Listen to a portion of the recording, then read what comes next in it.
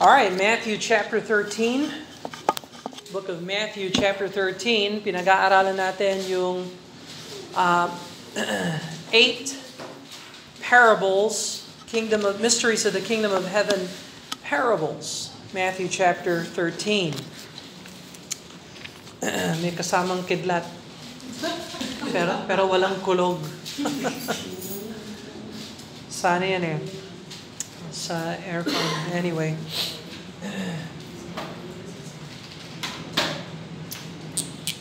All right, so we're learning about the mysteries of the kingdom of heaven parables, and the Lord described the time of the absence of the king.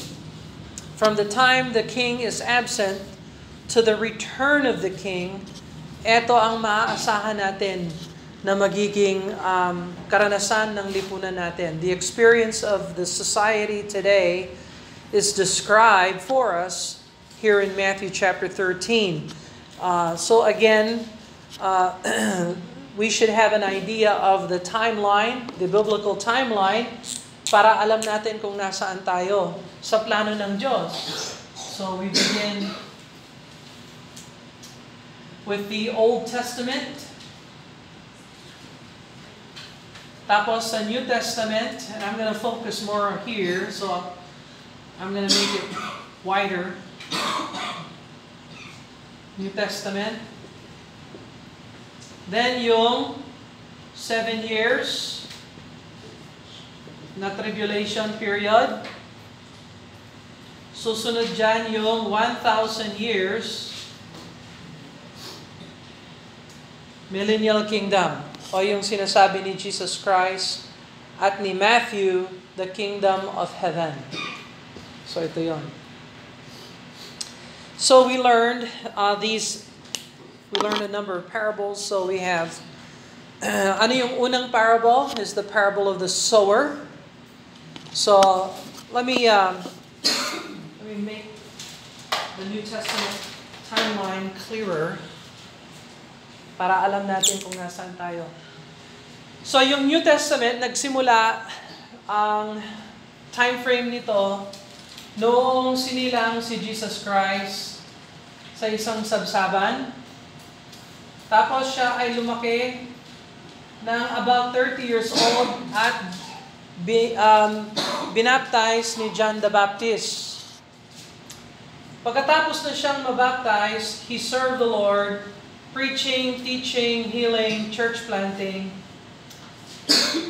At dumaan siya sa kamatayan ng cross. He pushed himself to the will of God to die on the cross for our sins. His death on the cross is the center of history. It is the hinge of history. The cross divides people into two categories. Those who are saved, that are in Christ, and those who are not saved, that are not in Christ. Okay? So yan ang binubukod ng krus, ang tao sa dalawang bahagi. Either ikaw ay saved o hindi saved. Okay? Relative to the cross. 3 days and 3 nights, siya ay nilibing at siya ay muling nabuhay. He resurrected from the dead. Amen. God received His sacrifice on the cross. And God super exalted Him and given Him a name above every name. So, ngayon, the Lord Jesus Christ planted churches.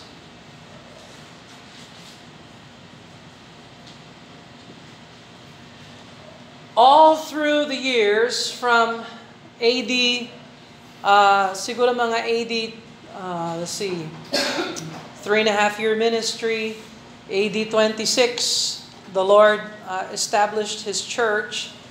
And from that church planted other churches. We know in the New Testament, prominente ang churches sa Galilee, prominente ang church ng Jerusalem. Hindi masyadong prominente ang church ng Samaria, pero may mga churches doon.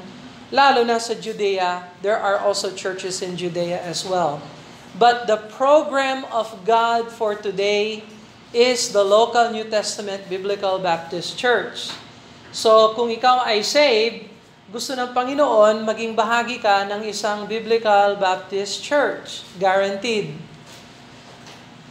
So, ang inaabangan natin ngayon ay yung muling pagbabalik ng Panginoong Hesukristo.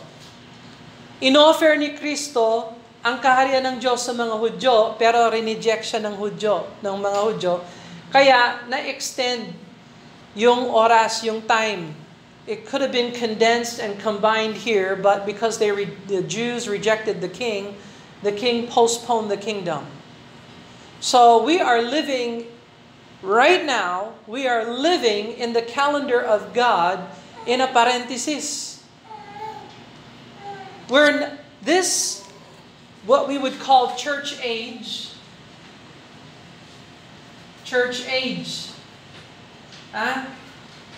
Alam niyo ba kung ano yung church age?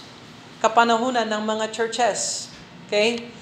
The age of the churches or the church age. Say, Brother Bill, hindi, digital age tayo. TikTok age. Hindi yun. Hindi yun ang mahalaga. Ang mahalaga sa calendar ng Diyos, yung church age. Ito yung hindi nakita ng mga Old Testament prophets. The Old Testament prophets saw the sufferings of Christ and the glory that should follow. Yon, nakita ng mga Old Testament saints. Pero itong church age ay isang valley na hindi nakita ng mga Old Testament saints.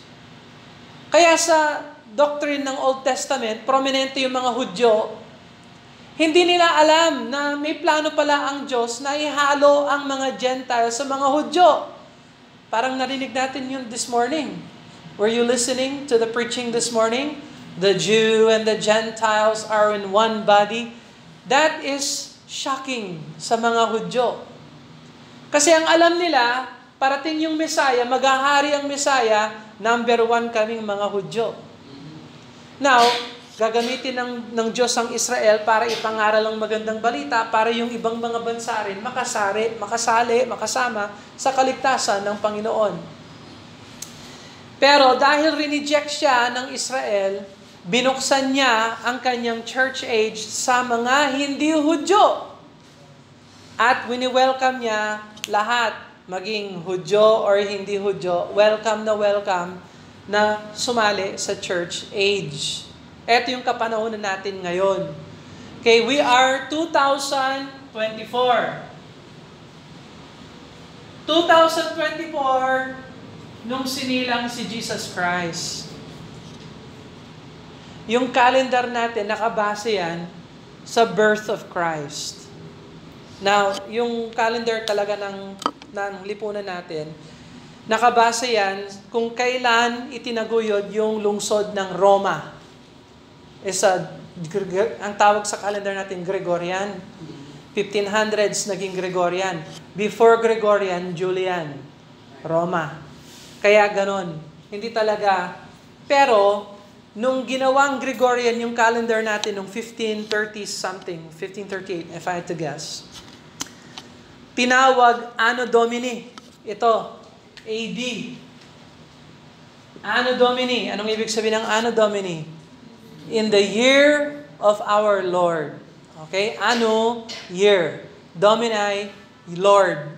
In the year of our Lord. Anno Domini. Ano yung BC? Before Christ. Ito naman yung Old Testament. Before Christ. So, yung Old Testament, tumitingin dito, yung New Testament, nanggaling dito. Sa pagkasilang ng Panginoong Hesukristo. Okay? And now, bilang explanation kung bakit yung lipunan natin ay ganito, nagbigay ng 8 parable si Jesus Christ. So yung unang parable niya ay yung parable of the sower. So ibig sabihin, mangangaral ang tao, may 4 na uri ng tagapakinig. Yung unang uri, wayside, nasa tabi sila, isinasantabi lang ang salita ng Diyos. Wala silang pakialam sa salita ng Diyos, hindi sila nakikinig. kahit na mangaral ka sa kanila, hindi nila tinatanggap ang salita ng Diyos, kaya dumadapo ang mga ibon ni Satanas, kinukuha ang salita ng Diyos, sila ay hindi saved. Pangalawa, yung tinatawag na stony ground. Okay? Yan yung mga tao na, yes, tatanggapin ko ang salita ng Diyos. I will receive Him with joy. But there is no root. Pagdating ng testing, wala na sila. Pakitang tao lang, kumbaga surface ang pag-receive sa salita ng Diyos. And there's a lot of people like that today. Third na tagapakinig, yung thorny, yung matinik. Ibig sabihin, natanggap nila ang salita ng Diyos, namunga ang salita ng Diyos ng konti, pero dahil sa yung focus nila ay sa pangangailangan nila, na-choke yung Word of God, naging walang bisa ang salita ng Diyos sa kanila. That is the thorny hearers. And yung last hearer ay yung good ground hearer. Ano yung good ground? Narinig nila ang salita, pangangaral ng salita ng Diyos, tinanggap nila si Jesus Christ bilang Panginoon Diyos at tagapagligtas, at namunga ang salita ng Diyos sa kanilang puso ng ilang mga, yung iba 30, yung iba 60, yung iba 100. Hindi importante kung gaano kalawak ang fruit, ang importante, good ground, tinanggap ang salita ng Diyos, naunawaan, tinago, at ginard. They keep the Word of God, they understood it, and they received the Word of God. And it bore fruit. Yon. So, sa apat na nakakarinig ng salita ng Diyos, minority ang tumatanggap sa salita ng Diyos. Is this clear? Yan ba yung experience natin? Yes. Bakit kakakunti lang natin? Bakit hindi tayo napakarami? Katulad ng iba. Ba't yung iba marami? Ewan ko kung anong pinagpipreach nila. Pero pag nagpreach ka ng salita ng Diyos, ang turo ng salita ng Diyos, a majority will not receive the Word of God. Now, we should still preach, we should sow, and we should sow in tears, the Bible says, so that we may reap with joy. Okay, so now, the second parable is the parable of the tares among the wheat. No? Tares among the wheat. Anong ibig sabihin ng Brother Bill? Sa church age, hanggang ngayon, yung mga palay at yung mga damuhan ay maghahalo-halo. Mix-mix.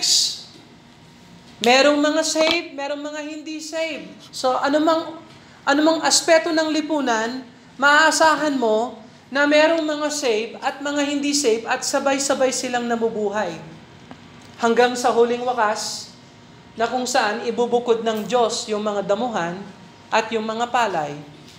Yung palay, papasok yan sa Millennial Kingdom. Yung damuhan, papasok sila sa impyerno. Okay? Ito ang katapusan ng mundo. Magmula Babylonian captivity hanggang sa katapusan ng mundo, times of the Gentiles ang tawag dito.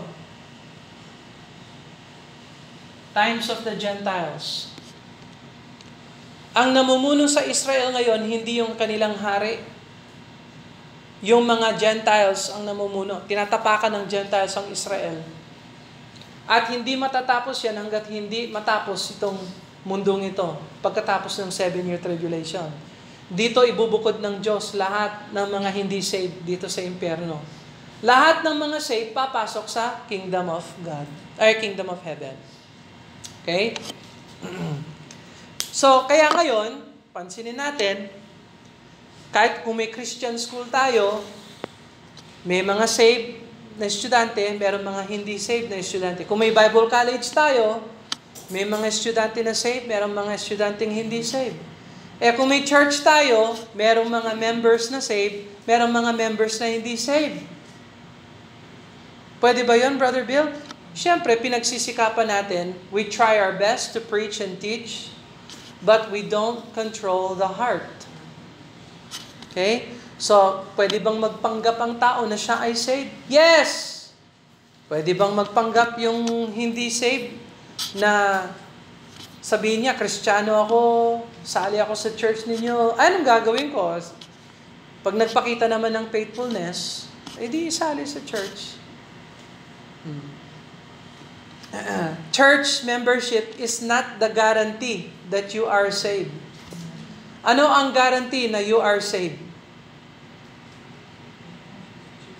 Si Jesus Christ. Hindi Savior ang church. Si Jesus ang Savior. Kaya, sabihin ko ulit sa inyo, kung hindi ka pa saved, magpa-save ka kay Jesus Christ. Pagkatapos nun, sumali ka sa church. Pero kung akala mo, sasali ako sa church para tanggapin ako ni Jesus o tanggapin ako ni Lord, hindi mali yun. Inuuna mo ang mali. So, pa-save ka muna tapos church member. Yun ang tama. Now, pangatlong parable, yung parable of the grain of the mustard seed. So, last week, pinag-usapan natin, yung mustard seed, napakaliit. Napakaliit na seed. Ano yung seed sa Tagalog? Butil? Buto? Maliit na buto. Small seed. So, nung tinaguyod ni Jesus Christ yung church, yung unang church, maliit na church yon. That was a small church. The very first church. Now, I am doing a study on the churches. And the best that I have ascertained, the first church is in Judea. When John the Baptist baptized Jesus and declared him to be the Lamb of God, some of the Baptist disciples of John followed Jesus. 2 followed him. I believe that was around either Bethesda or Bethabara. And even Bethabara, hindi alam kung saan talaga ang Bethabara. My gut feeling and educated guess is in Judea, outside of Jerusalem, south, so Judea. If that's the case, that would be the first church. Remember, where 2 or 3 are gathered together in my name, there I am in the midst. Well, Jesus was there in the midst of 2 or 3. Baptized disciples. And then he took them and went to Samaria, and then they started Sychar Baptist Church. And then he went up to Galilee, lived in Nazareth, and then had a ministry in Capernaum. And his Galilean ministry was fruitful. He had assemblies of baptized disciples in many places there. And then he went to Jerusalem, Perea muna. So obviously there was a work in Perea. There was a work in Samaria. There was a work in Judea. There's definitely a work in Jerusalem. So anyway, there were a lot of churches. But the point I'm making is, he started small. And the mustard seed was planted, but abnormal growth took place. The seed became a wild tree, a huge tree. So ang laganap, ang laki. Nag-movement na yan, nag-start yan, ganyan, small. Pero ang lawak, ang dami. It was an impossible, abnormal, explosive growth. So let me ask you a question today. Marami ba ngayon nagsasabi na sila ay Kristiyano? Yes. Yes. Ang tawag natin doon ay Christendom. Christendom. If they name the name of Christ, they are part of Christendom. Ibig sabihin, that involves Catholic. Catholic, pinakamalaking bahagi yan ng Christendom. That also involves Protestant.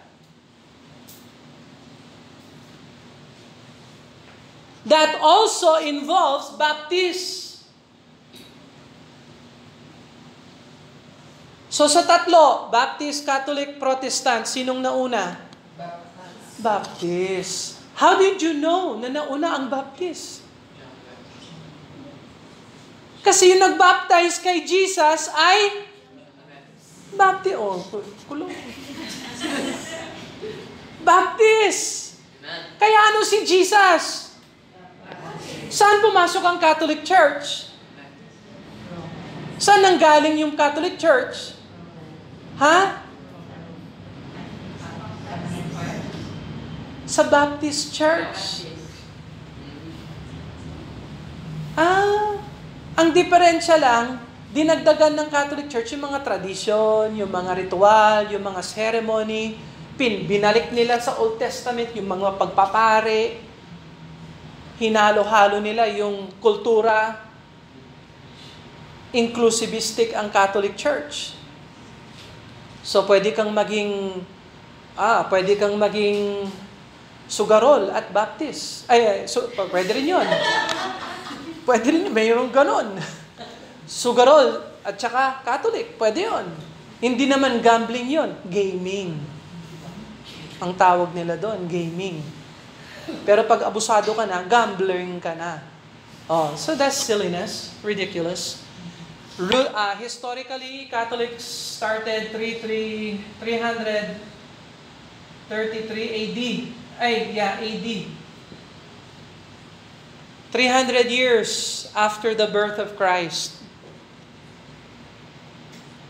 Yung ika-11 na emperor ng Roma is Constantine. He's the 11th emperor of Rome. And upon his death, they baptized him by sprinkling. Clinic baptism. On his deathbed, he wanted to convert from paganism to Christianity, Christendom. Kaya, may pagka-Kristiyano ang Catholic Church. Pinapangalan nila ang pangalang Kristo. They are part of Christendom. Explosive growth. Paano naman yung Protestante? Saan sila nanggaling? 1500s. AD. Sila naman nanggaling yan dun sa pagpoprotesta laban sa Catholic Church. Kasi nakita nila sa Catholic Church, yung Papa, napakayaman, napakatanyag ng Roma. So, bakit ganun yung Papa? Kailangan humble, ibigay ang pera sa masa, imbis na ilagay sa Vatican or whatever. Nagprotesta ngayon si Martin Luther. 1500s, Protestantism. Part yan ng Christendom. Lahat ng mga cults, Christian cults, 1800s, Saksi ni Jehovah, Mormon, Iglesia ni Cristo, 1900s, INC, INC, Christ, Iglesia ni Cristo. They name the name of Christ. They are part of Christendom. Every religious movement that names the name of Christ is part of this mustard seed growth. That does not mean they are saved. Hindi ibig sabihin, saved ka kasi kaanib ka dito. Brother Bill, paano ako saved? Dahil Baptist ako? Dahil Catholic ako? Dahil Protestante ako? No. You are saved kung tinanggap mo ito, si Jesus Christ, bilang iyong tagapagligtas, tagapamalit, tagapagtubos, tagapamagitan. Kung may pananampalataya ka kay Kristo, you are saved. Kung tinalikuran mo yung maling paniniwala, yung kasalanan, tinalikuran mo ang mali, tinanggap mo si Jesus Christ, you are saved. Pero tingnan mo, how many millions and millions of people name the name of Christ but they are not born again saved. That is mustard seed growth. Kaya mabuti nga, there's a benefit to a small church. Yung benefit ng small church, mahigpit tayo. Ini-examine natin. Yung gusto magpabaptize, katulad ni Jessica. Okay, Jessica said, I want to get baptized. Okay. Pagbalik ko, I will examine, I will examine you. Jessica, ikaw ba ay saved? Oh, how do you know you are saved? I-explain mo sa akin yan, Jessica, honor student ka pa ha? So kailangan may Bible verses ka. Kung bakit alam mo na save ka, kailan ka na save, anong nangyari sa'yo, explain to me how you got saved.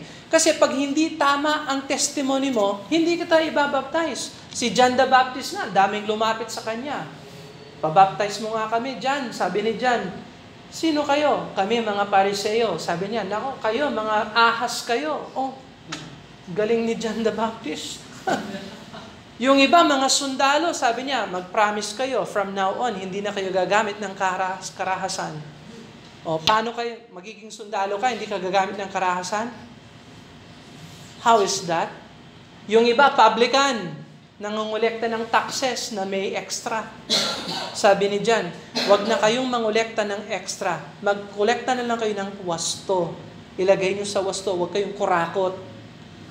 O, isa doon na save. Sino yon? Si Matthew, yung binabasa natin, si Matthew. Anyway, so there's your parable of the mustard seed. Kaya wag kayong magtaka. Bakit ang daming mga Kristiyano at mga churches, ang daming mga nagtuturo ng Bible, pero bakit mali? We are in this mustard seed growth. Tapos, yung 2-3, yung ika-apat na parable of the leaven. Parable of the leaven, sa verse 33 ng Matthew 13. Parable of the leaven, verse 33. Another parable spake he unto them, the kingdom of heaven is like unto leaven, which a woman took and hid in 3 measures of meal, till the whole was leavened. Ito palang Kristendom, mahahaluan pala yan ng libadura. Leaven. Ano ang leaven sa Bible? Sin, kasalanan. It's a symbol of sin. The Christendom movement that exploded and grown, Catholic, Protestant, cults, even today, even Baptist, unfortunately, even some Baptist, unfortunately, is mixed with doctrinal leaven, practical leaven, and political leaven. What is this? What are these leavens? Go to Matthew chapter 16, verse 6. Tingnan mo halimbawa ang Matthew 16, verse 6. Matthew 16, verse 6. Then Jesus said unto them, take heed and beware of the leaven of the Pharisees and of the Sadducees. Ano yung leaven ng Pharisees at saka Sadducees? Well, yung leaven ng mga Pharisees, yan yung mga Pharisees na hypocrites. Hipokrito ang mga Pharisees. Nagpapakita sila na banal sila, na religious sila, pero sa buhay nila, hindi naman tapat, hindi totoo na sila ay banal at may takot sa Diyos. Ganun ba yung mga tao ngayon? Yes. Tingnan mo yung mga kasutan namin. Nakasutana. Banal. Pero molester pala ng mga bata. That is the leaven of Pharisaism. I wear a reverse collar. Yung mga Methodista, yung mga Presbyterian. I wear a reverse collar to show that I am separated. But at home, I smoke and drink alcohol, beverage. That is hypocrisy. And maraming mga hypocrites, Baptist, Catholic, Protestant cults. Sana hindi kayo kasama doon. Paano naman yung leaven ng mga Sadducees? Sabi niya, Pharisees tsaka Sadducees. Alam mo yung problema ng Sadducees? Hindi sila naniniwala na ang Diyos ay bumangon sa patay. Hindi sila naniniwala sa resurrection. They don't believe in resurrection. Tingnan mo ang Matthew chapter 22, verse 23. Matthew chapter 22, verse 23.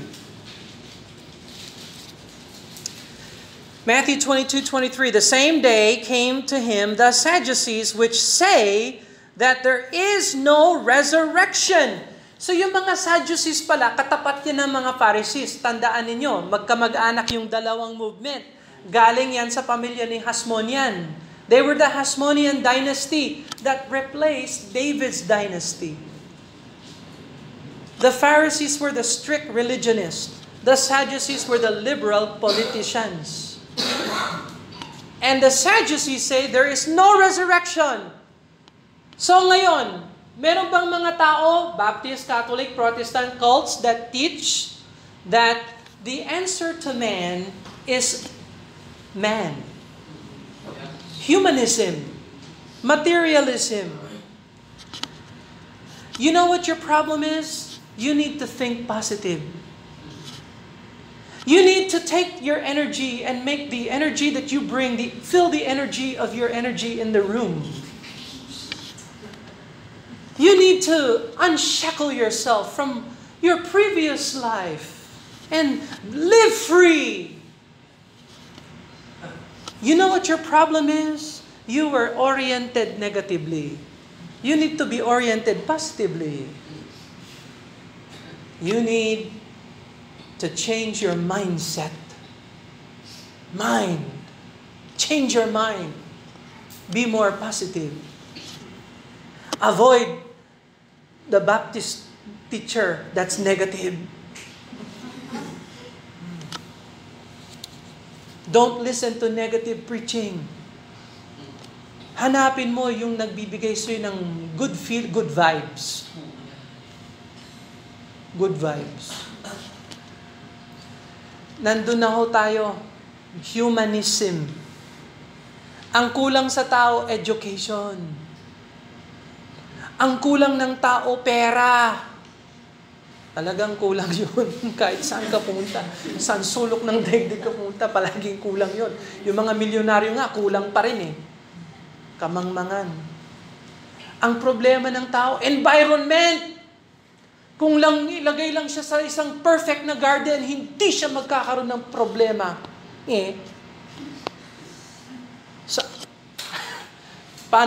Saan bumagsak ang tao? Sa Garden of? Alam mong ibig sabihin ng Eden? Pleasure. Perfect environment po ang Eden. Nagawa pa rin ni Adan na magkasala laban sa Diyos. How do you explain that? Hindi ho lunas ng tao ang tao. Ang sagot para sa tao ay si Kristo. You understand that? So, ingatan ninyo yung sarili nyo sa leaven of the Pharisee and the Sadducee. If your answer is Christless, crossless, that is humanism. People don't need a better textbook. People don't need better environment. They need Jesus Christ. Amen. They need to deal with the guilt of their sin before a holy God. And the answer is a resurrected Savior. So that's the leaven of the Pharisee, hypocrisy. That's the leaven of the Sadducee, humanism. Meron palang third leaven. This is the leaven of Herod. Tingnan mo ang Mark chapter 8. Mark chapter 8.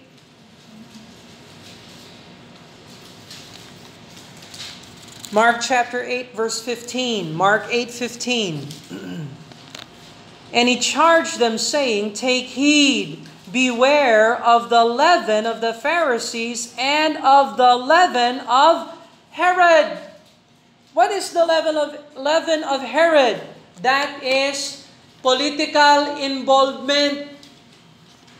Now, as a Christian, what is our involvement in government and politics?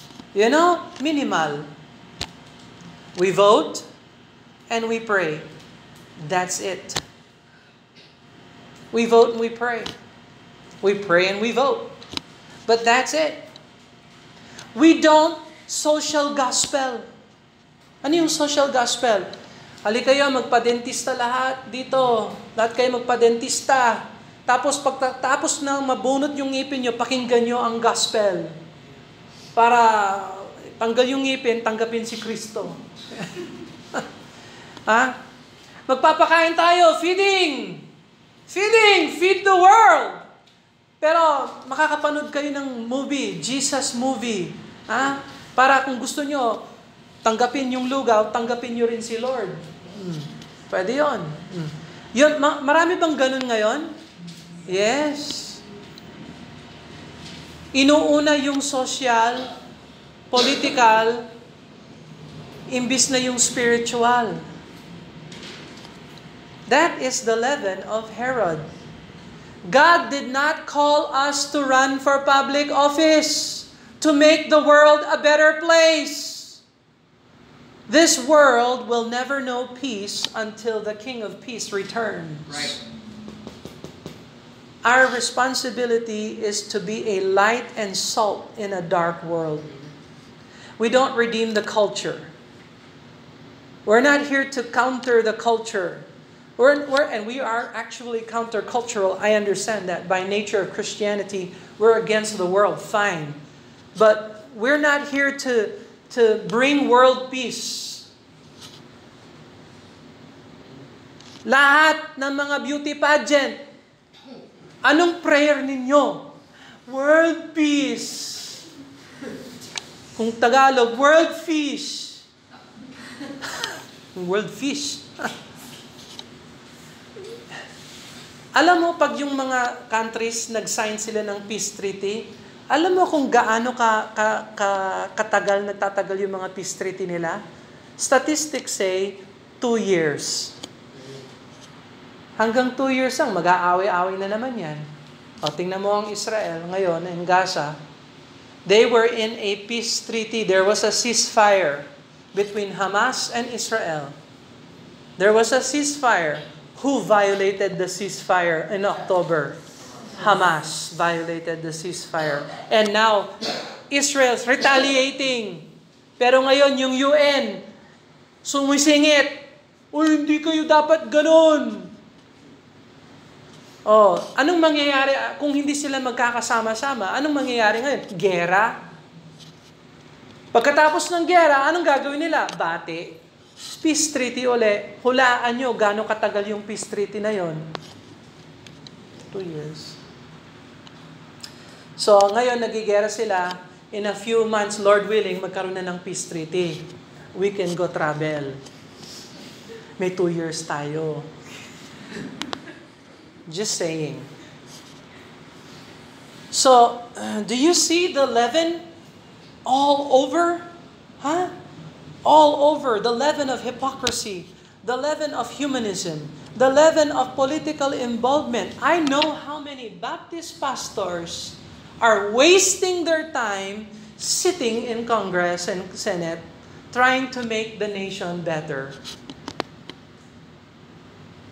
Paano, saan yung time mo para maging pastor?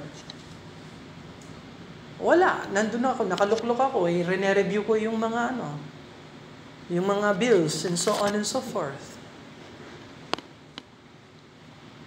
Habang yung Pilipinas papunta sa impyerno, we don't need political involvement. We vote, karapatan natin bilang mamamayan mag-vote, karapatan din natin bilang Kristiyano mag-pray. At kapag nag-vote ka, huwag mong i-vote si Satanas. Ha? Pag yung kandidato hindi sumasang-ayon sa Bible, mas mabuting huwag kang mag-vote. Yung non-vote mo, silence yun. Ginawa yun ni Jesus Christ. Did you know Jesus had a vote? When Herod said, "Prove to me you are the Christ," you know what Jesus did? You know what his vote was? Silence. Right. He withheld his vote. So, Christians, if there's no good candidate, you don't have to vote.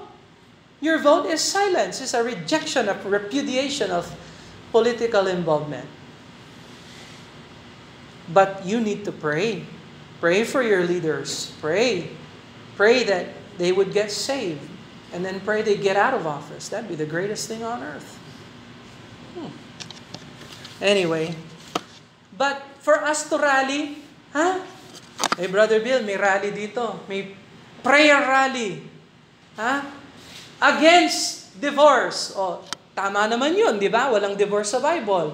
Magrarally kami against divorce. Sama ka, Brother Bill. Hindi ako sasama. Bakit? Ecumenical kayo. Anong ecumenical? Mix. Bibigyan nyo pa ng mikropono, yung Catholic.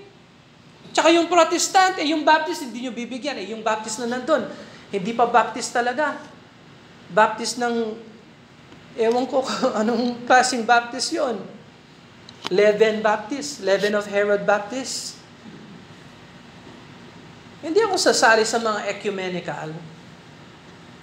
No, we don't have time for that.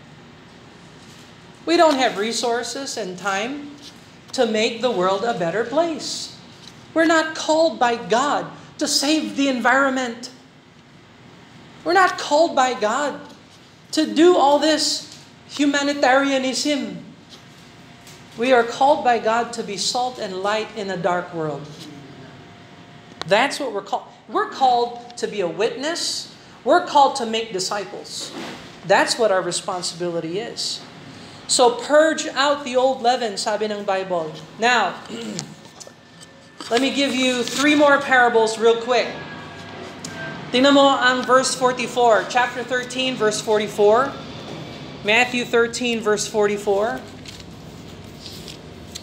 Matthew 13, verse 44, the Bible says, Again, the kingdom of heaven is like unto a treasure hid in a field, which when a man hath found, he hideth, and for joy thereof goeth and sell all that he hath, and buyeth that field.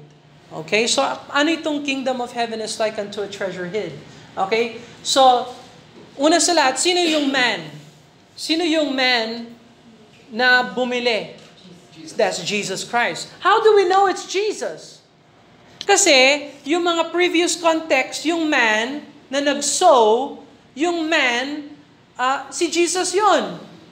Okay? So, it's not out of the picture. This man found a treasure that's hid, nakatago in a field. Ano yung field? World. Yes, it's the world. So, sa mundo, meron palang peculiar treasure sa loob ng world na yon. Ano yung treasure na nandun sa loob ng world? Well, tingnan mo ngayon. Merong tayong Old Testament background. Go to Exodus chapter 19. Now, so the Bible assumes that we know the Old Testament, you see? It's not out of context. So sa context ng Old Testament, merong treasure na nandito sa loob ng mundo. Ano yung treasure na yon, Brother Bill? Exodus chapter 19, verse 5.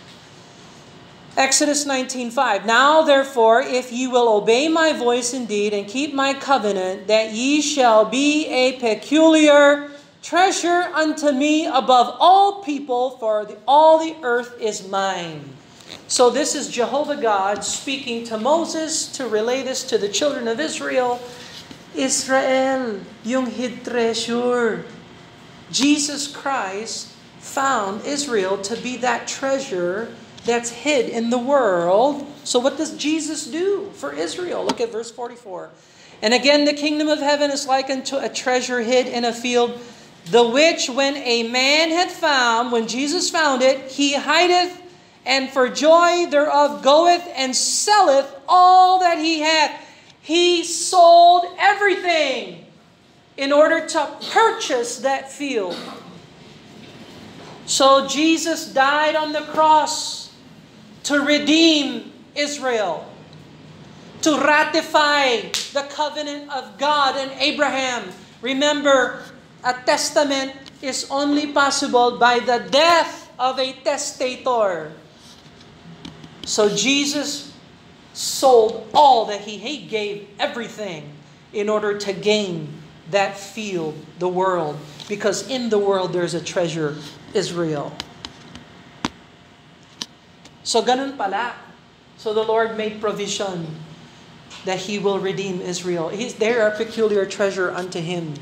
Verse 45, next parable. And again, the kingdom of heaven is like unto a merchant man seeking goodly pearls. Iba naman, hindi treasure, Pero goodly pearls. Huh?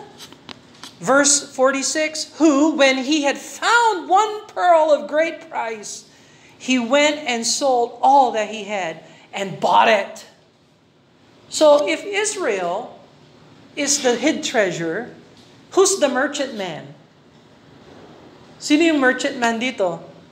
Jesus! Sino yung goodly pearls? Kung hindi Israel, Gentiles. Alam niyo ba kung saan nakukuha yung pearls? Nakukuha yung pearls sa dagat. Sa Bible, yung dagat, symbol ng mga tao, nations.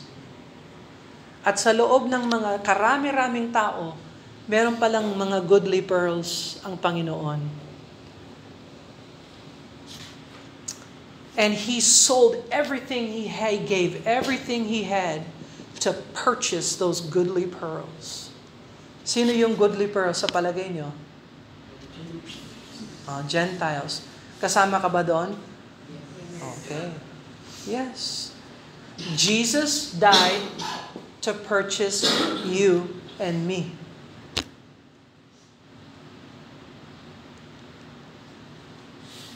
So yung hid treasure symbolizes Israel, yung pearl symbolizes saved Gentiles. And so, yan ngayon ang message natin. Jesus died for you. He paid for you. You need to repent and believe in Him, and then He will receive you as a treasure. Either your hid treasure, Israel, or a goodly pearl. But you are precious to the Lord. Imagine that. We are precious to the Lord. Para tayong treasure. Yung sinasabi ni Brother RJ, workmanship, a trophy of His grace. That's everyone who's saved. All right, next parable, verse 47. And again, the kingdom of heaven is likened to a net that was cast into the sea, yung sea, nations and people, and gathered of every kind, which when it was full, He drew to the shore and sat down and gathered the good into vessels, but cast the bad away. So saan itong net? Parable of the net. Eto yon, dito yon. Hinagis ng Diyos yung net. Lahat tinatawag ng Diyos. At darating ang time sa katapusan ng mundo, ihihiwalay niya lahat ng saved sa hindi saved. Yung hindi saved, ilalagay niya sa impyerno. Yung saved, papasok sila sa millennial kingdom, sa kingdom of heaven. So araw-araw, yung net, palapit ng palapit sa katapusan. Do you see that? And then God will separate. Verse 48, which when it was full, they drew to the shore and sat down and gathered the good into the vessels, but the bad cast away. Verse 49, so shall it be at the end of the world. The angels shall come forth and sever the wicked from the just, and shall cast them into the furnace of fire, and there shall be wailing and gnashing of teeth. Verse 51, Jesus saith unto them, have ye understood all these things? Naunawaan ba ninyo? Is that clear? Diyan ko nakuha yun. That's why I ask, do you get it? Is this clear? Kaya pag nagtuturo ka, yan, gamitin mo yung technique na yan. Naunawaan mo ba? Is this clear? Kasi kung hindi, ulitin natin. 49 minutes pa lang. Pwede tayong mag-ulit. Wala naman tayong gagawin. Stormy outside. Kaya lang, kawawa kayo. Yung likod nyo, yung gluteus maximus baka worn out na. Verse 51, Jesus said to them, have ye understood all these things? And they said unto Him, yea, Lord. We got it. We understand it. Then He said unto them, okay, if you understand these things, eto ngayon ang responsibility ninyo. Therefore, every scribe which is instructed unto the kingdom of heaven is like unto a man that is an householder, which bringeth forth his treasure, things new and old. So kayo mga disipulo ko, sabi ni Jesus na naunawaan yung mga parables nito, naunawaan ninyo kung nasaan kayo sa lipunan. Alam ninyo ang programa ng Diyos. Kayo na nakakaalam. Kayo ngayon ay parang may-ari ng bahay. You are a scribe. Ano ang scribe? Ang scribe, expert yan sa batas. So question, tayo mga baptized disciples, expert ba kayo sa batas? Baka hindi pa. Challenge ngayon. Master the Bible. I-master ninyo ito. Para a workman that needeth not to be ashamed, rightly dividing the word of truth. So we master the word so that the word can master our life. We are a scribe which is instructed unto the kingdom of heaven. Naka-receive na ba kayo ng instruction sa kingdom of heaven? Alam na ba ninyo yung mga pinag-usapan natin ng mga parables na ito? Okay? Malinaw ba ito sa inyo? Okay? Alright. Ngayon, may responsibility kayo na ituro yung mga alam ninyo. Kanino? Sa mga mahal nyo sa buhay. Sa mga kapitbahay. Sa mga kamanggagawa. Sa mga tao. We are responsible to make disciples of everyone. Everyone. Instructed into the kingdom of heaven is like unto a man that is an householder, which bringeth forth out of his treasure things new and old. New and old. New and old. A good teacher knows how to bring things that are new and things that are old. Review, review, review, review. And then new material, and then review, and review. Kaya pag ako nangangaral ako sometimes, hindi ko pwedeng hindi mag-review. Kasi isang linggo ka na sa mundo, yung isip mo nandoon. Pagpasok mo dito, nasaan kasi tayo? Matthew 13? Ay, oo nga pala. Ano kasi ito? What is this about? Review. Kanina nga sa Sunday School, anong ginawa natin? Review natin, magmula Genesis hanggang Deuteronomy in 47 minutes. Wow! Very good. Ganun talaga. If you know the Bible, i-ascertain mo yung tao, dadalhin mo siya, ilalagay mo siya, kulang siya sa creation. Kulang siya sa... Hindi niya alam yung flood. Hindi niya alam yung fall. Hindi niya alam yung nations. Hindi niya alam si Abraham. Hindi niya alam si and so on and so forth. Joseph and Israel and Numbers and Leviticus and Deuteronomy. Ang dami niyang hindi alam. And we have to instruct constantly. New material, old material. So pagbalik ko sa September, Lord willing, new material.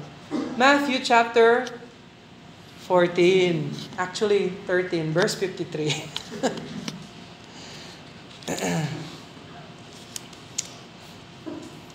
So, 8 parables. Okay? Nagets ninyo? Okay? Parable of the sower, parable of the tares and wheat, parables of the great grain of mustard seed, parable of the leaven, parable of the hid treasure, merchantman and the goodly pearls, parable of the net, at saka parable of the householder. Okay? Parable of the scribe and the householder. And so, kaya pala ganyan ang lipunan natin, puno pala siya ng leaven. Let's pray. Father in heaven, we thank you, Lord, that you allow us to know these things, to describe exactly where we are at right now, for the purpose that we would work and serve you to bring people to the saving knowledge of Jesus Christ. Because the net is being drawn every day. It's coming closer to the end of the world. with all this, Lord, we need to find our place in service to you, knowing that we will report to you in a future judgment seat of Christ. But also we will see people divided, Lord, into saved and not saved. So I pray we will do our part and not waste our time. We would master the Scriptures, that we may be that ready scribe, that we may be that responsible householder, and that you would use us mightily in your kingdom, I pray. We love you, Lord. We ask your blessing upon us. Help us, Lord, to be salt and light in this dark world. In Jesus' name, amen and amen.